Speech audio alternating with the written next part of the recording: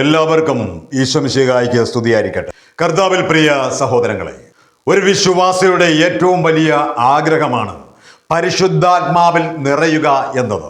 നമ്മൾ കഴിഞ്ഞ ക്ലാസ്സിൽ നമ്മൾ കേട്ടു, പരിശുദ്ധാത്മാവ് പ്രാപിക്കുവാൻ 5 വഴികളെക്കുറിച്ച് ഞാൻ പറഞ്ഞു. 5 വഴികൾ നിങ്ങൾ കാണിച്ചു തന്നു, പരിശുദ്ധാത്മാവ് നിറയുവാനുള്ള 5 വഴികൾ. എന്നാൽ ഇന്ന് നമ്മൾ ചിന്തിക്കുന്നത്, ഒരു വ്യക്തിയിൽ പരിശുദ്ധാത്മാവ് നിറഞ്ഞാൽ ആ വ്യക്തിക്ക് എന്തോ മാറ്റമുണ്ടാകും. പരിശുദ്ധാത്മാവ് നിറഞ്ഞാൽ അവൻ എന്ത് ചെയ്യുവാൻ കഴിയും, പരിശുദ്ധാത്മാവ് നിറഞ്ഞു കഴിഞ്ഞാൽ അവൻ എങ്ങനെയൊക്കെ പ്രവർത്തിക്കും, ഇതിനെക്കുറിച്ചാണ് ഇന്ന് നമ്മൾ ചിന്തിക്കുന്നത്. ഒന്നാമത് ചിന്തിക്കുന്നത്, പരിശുദ്ധാത്മാവ് നിറഞ്ഞു കഴിഞ്ഞാൽ ആദ്യം അവന് ഉണ്ടാകുന്നത് അവൻ്റെ ഭയം വിട്ടുപോകും. നമുക്കറിയാം, യേശുക്രിസ്തുവിൻ്റെ കൂടെ നടന്നിരുന്ന ശിഷ്യന്മാർ, യേശുക്രിസ്തു ഉണ്ടായിരുന്ന സമയത്ത്, അവരുടെ കൂടെ നടന്ന സമയത്ത് അവർക്ക് ഭയമുണ്ടായിരുന്നില്ല. അവർ കർത്താവിന് വേണ്ടിയിട്ട് ധീരമായി പൊരുതി അനേകം മക്കളുടെ ചെന്ന് സുവിശേഷം പ്രസംഗിച്ചു. ലോകം മുഴുവൻ പോയി സുവിശേഷം പ്രസംഗിച്ചു. അനേക രോഗികളെ സൗഖ്യപ്പെടുത്തി, പിശാചുകളെ പുറത്താക്കി, അങ്ങനെ ബന്ധനങ്ങൾ അഴിച്ചു. ക്രിസ്തുവിന് വേണ്ടി ധീരമായി പൊരുതി, ധീരമായിട്ട് കർത്താവിൻ്റെ വേല ചെയ്തു. എന്നാൽ യേശുവിൻ്റെ പീഡാനുഭവ സമയം അടുത്തു വന്നപ്പോൾ യഹൂദന്മാരും ജനപ്രമാണികളെല്ലാം യേശുവിൻ്റെ ക്രിസ്തുവിനെ പിടിച്ചു കെട്ടിക്കഴിഞ്ഞപ്പോൾ ശിഷ്യന്മാരെല്ലാം ചിതറി ഓടിപ്പോയെന്ന് വിശുദ്ധ വചനം പറയുക. അവരുടെ ധീരതയെല്ലാം നഷ്ടപ്പെട്ടിട്ട് അവർ ചിതറിപ്പോകുന്നൊരവസ്ഥയുണ്ടായി. ഏറ്റവും ശക്തനായിരുന്ന ധീരനായിരുന്ന പത്രോസ് യേശുവിനെ വിസ്തരിക്കാൻ കൊണ്ടുപോകുന്നിടത്തൊക്കെ യേശുവിൻ്റെ കൂടെ നടക്കാതെ അവൻ പിറകിൽ നടന്നതായിട്ട് വിശുദ്ധ വചനം പറയുന്നുണ്ട്. അവൻ ഏറ്റവും പുറകിലായിട്ട് അവൻ മാറി, ആരും കാണരുതെന്ന് വിചാരിച്ച് അവൻ ഒളിച്ചു നടക്കുന്നതായിട്ട് വിശുദ്ധ ബൈബിളിൽ പറയുന്നുണ്ട്. 3 പ്രാവശ്യം യേശു ക്രിസ്തുവിനെ തള്ളിപ്പറയുന്നതായിട്ട് വിശുദ്ധ ബൈബിൾ പറയുന്നുണ്ട്. ധീരനായിരുന്ന പത്രോസ്, ശക്തനായിരുന്ന പത്രോസ് പിന്മാറ്റക്കാരനെ പോലെ അവൻ ഒളിച്ച് നടക്കുന്നൊരവസ്ഥയുണ്ടായി. എന്ന് വെച്ചാൽ ഭയം അവരെ കീഴടക്കി കഴിഞ്ഞു. യേശുക്രിസ്തു ഗുരുവിനെ പിടിച്ചു കെട്ടിയവർ ഞങ്ങളെയും പിടിച്ചു കെട്ടും, ഞങ്ങളെയും കൊന്നുകളയുന്നുള്ള ഭയം അവരെ കീഴ്പ്പെടുത്തിയപ്പോഴാണ് അവർ ഓടിപ്പോകാനിടയായി തീർന്നു. വചനം പറയാണ്, യേശുക്രിസ്തുവിനെ ക്രൂശിൽ തറച്ചതിന് ശേഷം വിശുദ്ധ ബൈബിൾ പരിശോധിച്ചാൽ ഇവരാരും പരസ്യമായി സുവിശേഷം പ്രസംഗിച്ചതായിട്ട് വിശുദ്ധ ബൈബിളിൽ പറയുന്നതേയില്ല. അവർ ഭയന്ന് വിറച്ചുപോയി. അവരെ മരണഭയം അവരെ കീഴടക്കി. അങ്ങനെ അവര് ചിതറി ഓടിപ്പോയി.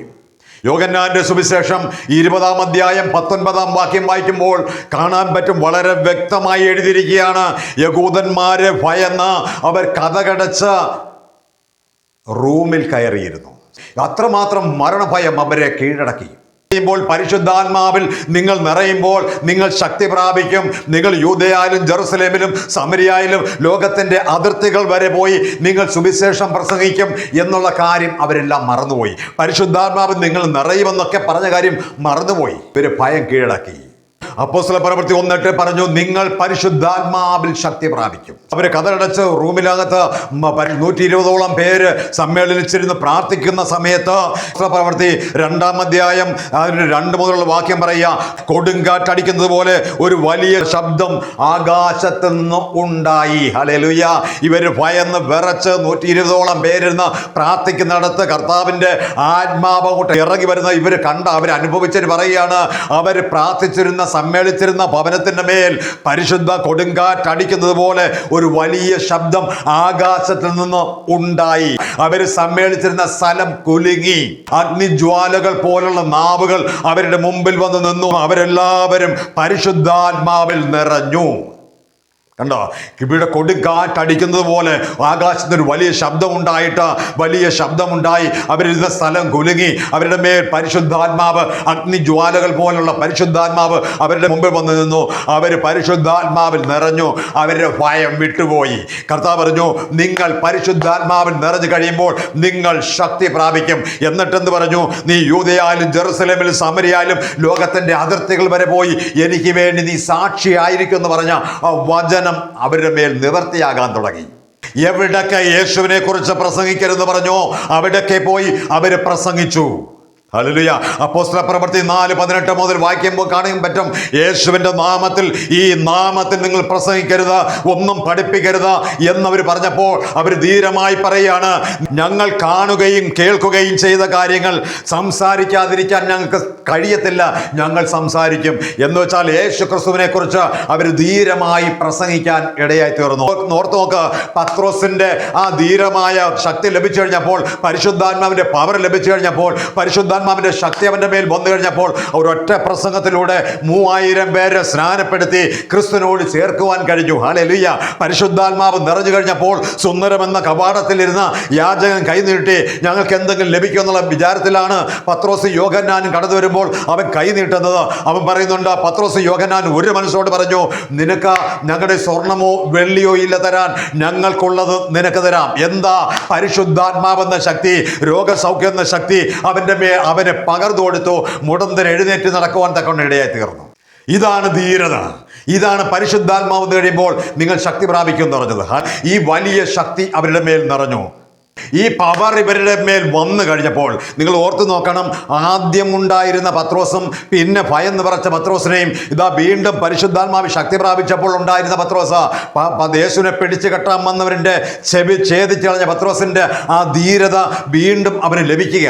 ആ ധീരത ലഭിച്ചു കഴിഞ്ഞപ്പോൾ പിന്നെ ഒന്നിനെയും ഭയപ്പെടുകയല്ല, എല്ലാം ധീരമായി ചെയ്യുവാനുള്ള വലിയ പവർ അവന്റെ മേൽ ലഭിക്കുകയും അപ്പോസ്തലന്മാർ ലഭിക്കുകയും അവർ ധീരമായി കർത്താവിന് വേണ്ടി പൊരുതുകയും ചെയ്യും. നമുക്കറിയാം, വലിയ വലിയ അത്ഭുതങ്ങൾ ചെയ്തു, രോഗികളെ സൗഖ്യപ്പെടുത്തി, പിശാചിനെ ബഹിഷ്കരിച്ചു. ഇതെല്ലാം ദൈവാത്മാവിൽ വീണ്ടും അവർ ചെയ്യാൻ തുടങ്ങി.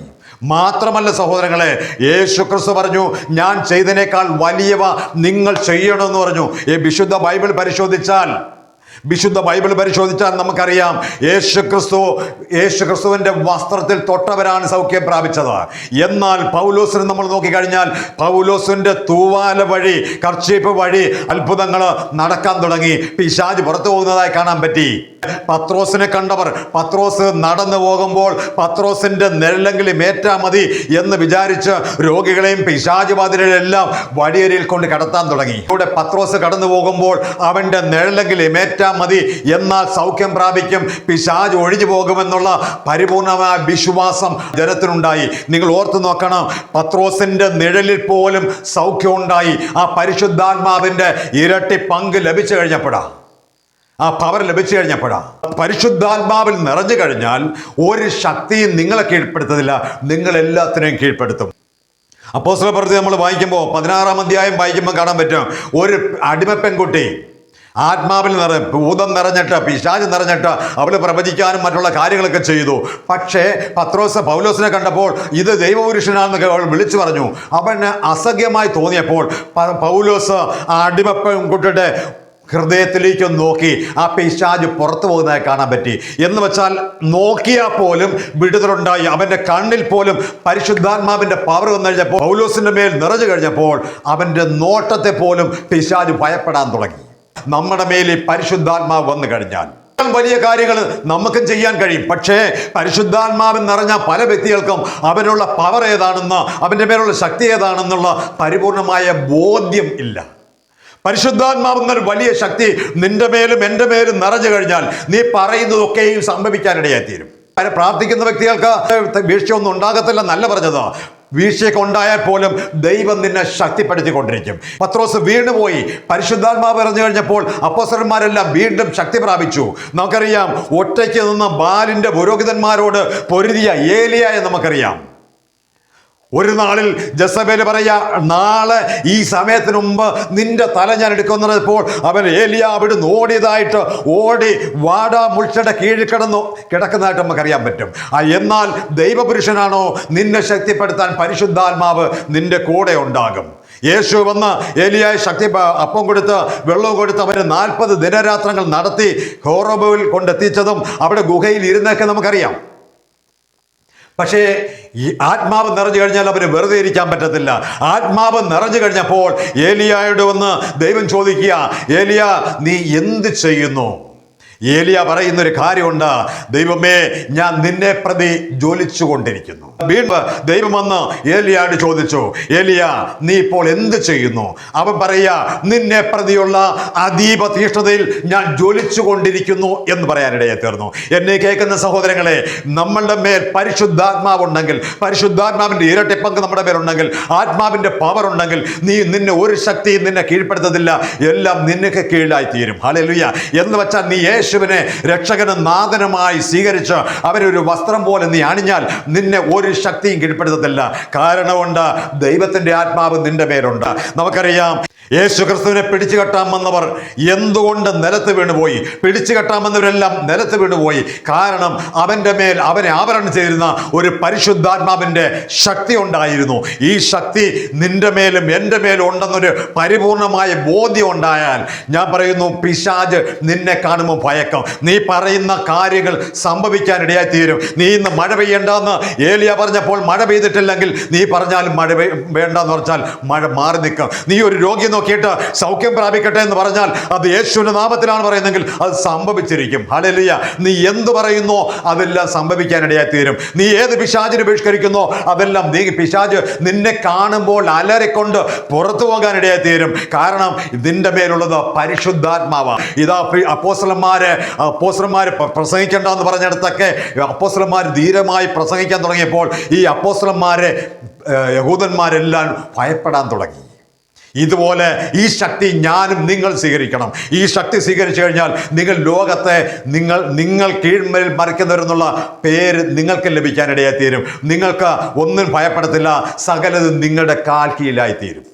എന്നെ കേൾക്കുന്ന സഹോദരങ്ങളെ, ഞാൻ ഈ പറഞ്ഞു വന്നത്, നിങ്ങൾ ഓരോരുത്തരും പരിശുദ്ധാത്മാവിൽ നിറയുകയും പരിശുദ്ധാത്മാവിൻ്റെ ശക്തി നിങ്ങൾ ഓരോരുത്തരും നിറഞ്ഞ് നിങ്ങളും വലിയ ശക്തന്മാരായി ക്രിസ്തുവിന് വേണ്ടി ജീവിക്കുന്ന, ക്രിസ്തുവിന് വേണ്ടി പ്രവർത്തിക്കുന്ന ഓരോ മക്കളുമായി നമ്മൾ ഓരോരുത്തരും ജ്വലിക്കുന്നവരായി, ഏലിയ പറഞ്ഞതുപോലെ നിന്നെ പ്രതി എപ്പോഴും, യേശുവിനെ പ്രതി നമ്മൾ എപ്പോഴും ജ്വലിക്കുന്നവരായി തീരാൻ, അതീവ തീഷ്ണതയിൽ ജ്വലിക്കുന്നവരായി തീരാൻ നിങ്ങൾ ഓരോരുത്തരെയും ദൈവം ഇടയാക്കട്ടെ എന്ന് യേശുവിൻ്റെ നാമത്തിൽ പ്രാർത്ഥിക്കുകയാണ്. ദൈവം എല്ലാവരെയും സമർത്ഥമായി അനുഗ്രഹിക്കട്ടെ.